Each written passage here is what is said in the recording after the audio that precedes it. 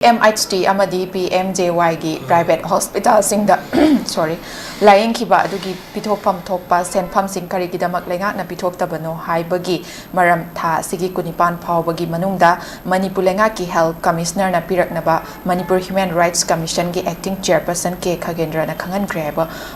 paw miyor eza paw siga mari lena na mamang de khogi CMHT amasung PMJY Paiba patient sing na ikhoi yamna khudong cha da ba wa ba mayok na bagi paw se ikhoi mamang da su thengna rabani adubu haujikti commissioner na ikhoi chap chaba kaino si pirak na patha se gi kunipan phawgi manung da wafam se ikhoi human rights ki acting chairperson na thambiri haiba tare oza sigi matang da di kari wafam kamini ko sisu yamaru be health sector se ikhoi di yamaru po ni mapung oina hojik kano kano se minister gi hakchengi ko prime minister gi hakchengi tengwang ani makse yamna kanaram mani sigi mamang gi lengak sida ko BJP ke lengak ta taseng na khar kanare khar kana bani haibajim di sim di mayamna lo yana gi kanam ta yeningai oide ko aduna hari basing sigi mating si phangala aga ko gi awa batara ba hai batare mapung oina kara chronic diseases leiba mayam singa sita yamna helpful mating panga lakpani ko masigi si pesa pibam tokpa sarkar gi share ko kan dagi hospital gi magi tawbang ama mayam singa du yenga kanda mapung oina ngasai gi hospital gi expenditure doctor gi fee bu ori dalang ta ki ba ta leiba mayam singa du gi kanu sing sida sarkar na pigi du mating du pithorak ta ba gi automatically sona kan miyam de effect lakpane ba singna apidra kano hariba private hospital bu oiro na jaga government hospital bu oiro hariba kano si policy hakching gi tengbang gi CMHT prime minister gi kano sina cover tauba mayam singa sina puthopung ampon de ko na policy program lerga tawbunina sai gi hariba pesa singa do lone bak adum leiba nga tane ba leiba potu kano ni pesa do leite to ini ga na koi senpuna bagi mong ga tasale e ko leira kan pi gi ga bagi masa ki kano policy program to kan da hariba scheme si sel already leigra bani government gi kano da kano exchequer ya account ya le rapani adu bu du matam sa sa na ko pa pithu ga hena kan effective oi gani haibani da hojina muk kana adu Bani na ngasai service to bungam dre kano health ki kano leiba hospital mayam singsina hauji pudi ngasai khai ka to pa khabaram da budi kitang mu cover tong na honari ga na direct na thoke bi ki pau ju lai ko amu bo re marak ta ngang na ri ngai da ngasai ki kano do kano awa na taro mayam sing si di khara adum director concern department chu koi ki kano ni phanganingi ko maramdi dialysis hai ba dagi kidney ki kari ki heart ki kari ki mayam singa sidi hari ba kano du nga ya ponte dana yana ba nga ya ponte ba nari ngai da aduna sisu adum kano ni mating pangna bo hona biba concern director na communication gi natraga ma gi tonga tonga ma gi group ki leiri dana moi apun bagi kano hospital gi kano to mayam tu la pen ni kudong sa ba se in the meantime hari ba tangkuni pambo ngasai gi manipur human rights commission gi kari kano na director su pidi base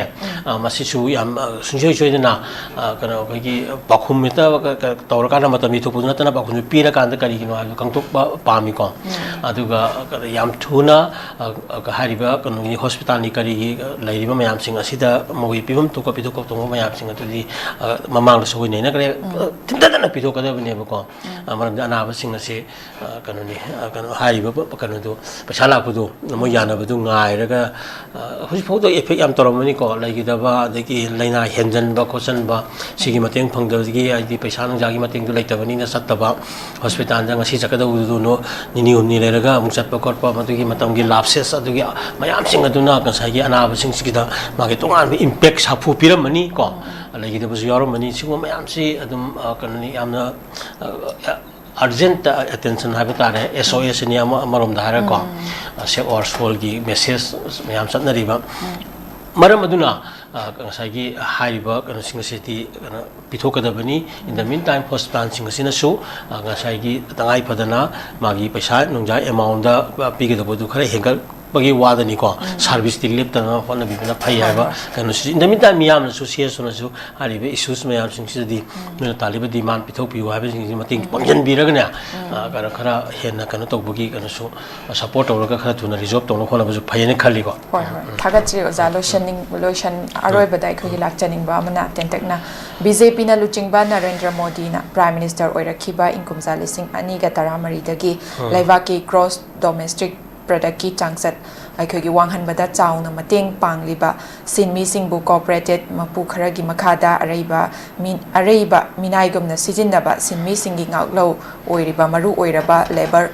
lo kaya semdok sajin tauduna sinmi singbu lakna ba leptri ba sigi mayok ta khogi November ki kuntarukta lebak sin bathungna khogi Narendra Modi ki lengak sigi mayok ta protest tawgadori haibani oza maru oina khogi domestic gross product ta wangkhat hanbada chauna thaudang lawriba sinmi sing sida khogi ngahak laita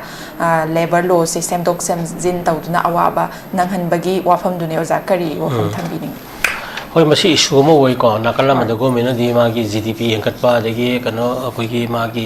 awari economy kano ji world kano mari suba akoi gi recess kano country where ani ga ni ba high ri ko nakala ma dana nga sai gi ground level da mayam ma nga sai gi awa ana nang dana ma gi ta akla bom thok ko yingjin no to ko mayam yeng da bagi kano mayam ma wathok lai ri ko ani still kano ni masi yamna kare hai tare kano marui ba posaka manya ko ni yingjin rin the reality da koi da masi kano ya lam na salu daga ju isa da loi panjan ba yai da masi ta seng na ko Modi gi let se ma gi oi ba kano hoi wakhalon principal natraga ma gi kano da kano dum pa ai phajabal ya di lawi ko in practice da di kano di koi gi ma gi reality me am ji u da ma am ju lai hai bani da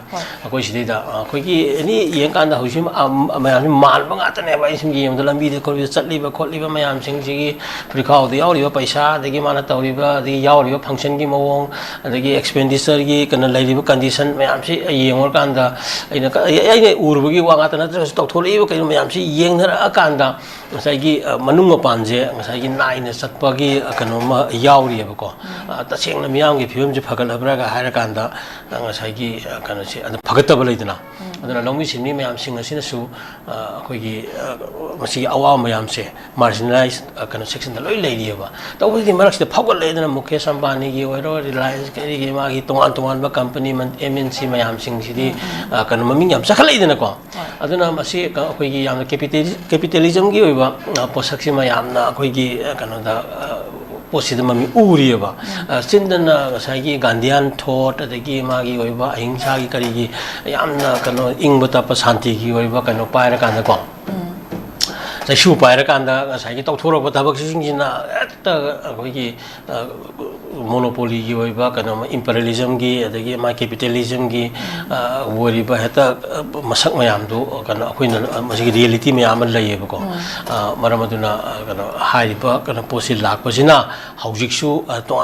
makal gi akoi gi marginalized section ta lai ba akoi gi non conventional workers sing ha ba tare ko mayam sing asi kana ji majority mayam sing si yom kun yeng utam da gi living conditions ka mayam sing asi akoi da kana akoi gi shape hana ude ba ko maramaduna thu matam da masi hojik lauri ba khara chinata ba reality mayam se loi thorak do mali ko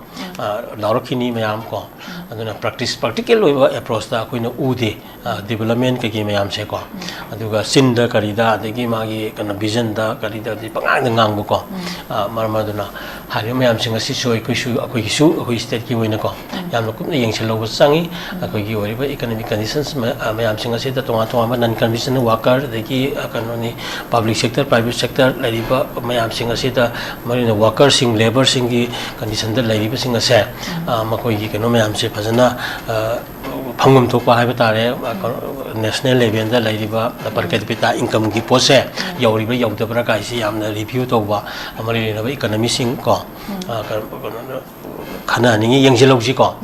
maramaduna masi da asumba lai hairi si ko but masi sum halaka na hoi wa lai du yadi aduna timely ekoi su yenga kanda kana we have to analyze ourselves koi gi am chiksida yenga kanda ekoi gi oiba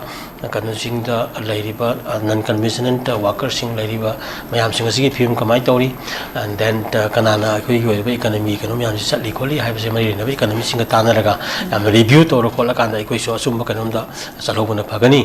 si yang hausi haiba hum thambi ko hoi thagat